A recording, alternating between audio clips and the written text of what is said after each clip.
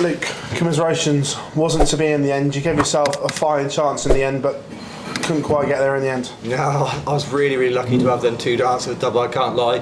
I felt incredibly tired throughout the back end of the semi-final.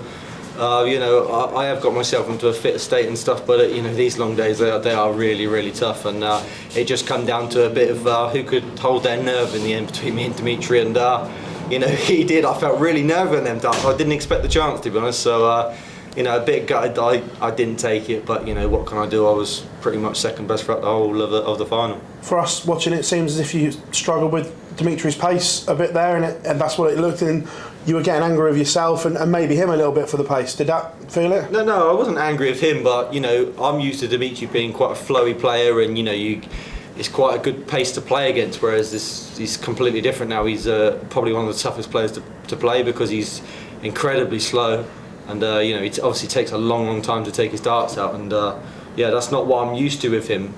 Obviously this is a new. Not tactic, it's like a new adaptation for his game that he's brought in for himself, and it's going to take a lot of players getting used to it, because when someone changes their whole style, you're used to one game from them, then it's completely different. So it was quite tough to follow the rhythm there, but that wasn't the reason I didn't play so good. Even though it is a defeat in the final, can you take so much from this weekend going forward? Yeah, I can, because as much as I shouldn't keep saying it, but I feel like a couple of weeks ago everyone was saying I'm like the worst world champion, I've fallen off, and I'm rubbish and all this, and I always come back out and prove people wrong. I know I didn't win, but I proved again that I might not be the best player in the world. I'm one of the best players. I think me, Michael, Luke Littler, Rob Cross, there's Nathan, there's just so many great players that I don't think there's any shining star anymore. I think it's just a shared sport, and I just really proud that I've thrown my name in the mix once again in another major. Gutted I didn't win, but you can't win them all, and it's really pleasing for me to go out and prove everyone wrong a little bit. Luke, thanks for your time this weekend. Thank you, Phil. Luke, when you was clawing it back, did your mind flash back to that game against Michael van Gerwen here only a few months ago? Honestly, yeah, it did.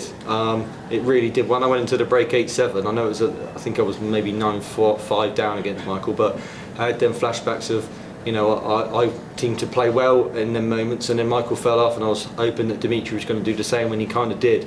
But you've got to give him credit. The crowd were on his back. I tried, stopping them from booing and whistling, because obviously, no one likes it. I don't like it against me. So, but the crowd made their mind up. And I thought that when he, slowed everything down to when he was 10-8 up, I thought, it's not a good thing to do that, because the crowd are getting on your back then, and you're thinking about it. So for me, I thought I had him for a moment, and I think you got to give a lot of credit to him, because them last 1.5, two legs, his scoring was fantastic under pressure. There was a leg where he went 6 perfect into the 9, and then he took out a 130. I mean, how much did that hurt, and then how difficult was it to get back on it and then get level with him after that? Yeah, I mean, if I want to be picky, there was plenty of moments in that game where if I wouldn't have done that, I would have won. I think the start was fantastic for him. It felt like he didn't miss at the start, to be honest. I felt a little bit, a bit ropey at the start. It wasn't great from me. So the start sort of set the precedent for the whole game. And if you fall 1 down in a final, it's always mentally hard to come back. But I did miss my 2 darts, which I felt quite nervous on, to be honest. I don't usually get that, but I think when you don't feel like you're ever going to get a chance to win the game, and you do, the nerves creep up. So yeah, it is what it is. Do you have any goals this year? Is it difficult to set goals when you've achieved so much and the bar is so high? Yeah, honestly, there is no goals anymore, to be honest. The goal for me was every year to win a major, and I did that. And then it would have been to be world champion, because that was the next step, and I did that. So like I said in my interview on the ITV stage there, and I wasn't messing around. I'm just going to enjoy the sport now, to be honest, because I've achieved everything I've always wanted to achieve. And then you sit back and think, what can drive you?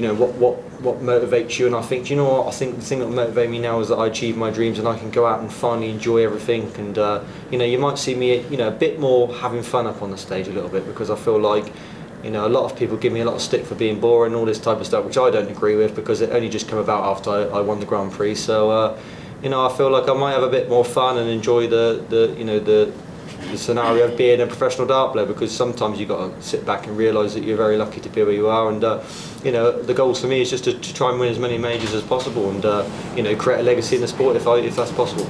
Jeffrey, thank you. Does it annoy you that you still have to prove yourself to people? People still doubting you and you know how good you are?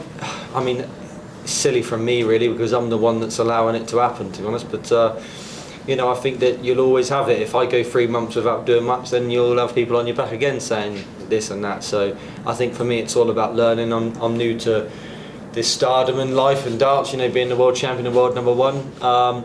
But you know, I did prove everyone wrong again. You know, I had a great tournament, not so great final, but you know, these are really tough weeks, and you know, I get 2 days at home, back at the Premier League on Wednesday. So you know, don't stop. So I'll keep working hard and keep going, and hopefully the results pay off in the future, in this year, or should I say this season.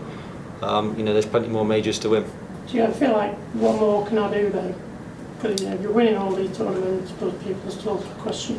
Yeah, I get to the point where I think you just have to accept that not everyone's going to like you, and not everyone's going to believe in you, and that's what it is. If you yourself, your family believe in you, and your friends, I don't think anybody else matters, to be honest. So you know, and they all do, and I believe in myself, and I know that I can have a great career.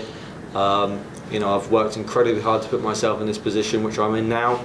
So I don't want to, you know, throw it all away by putting too much pressure on myself, which I won't. You know, I'll carry on working hard. You know, I know there's plenty more titles out there for me this year, that's for sure, and in the future.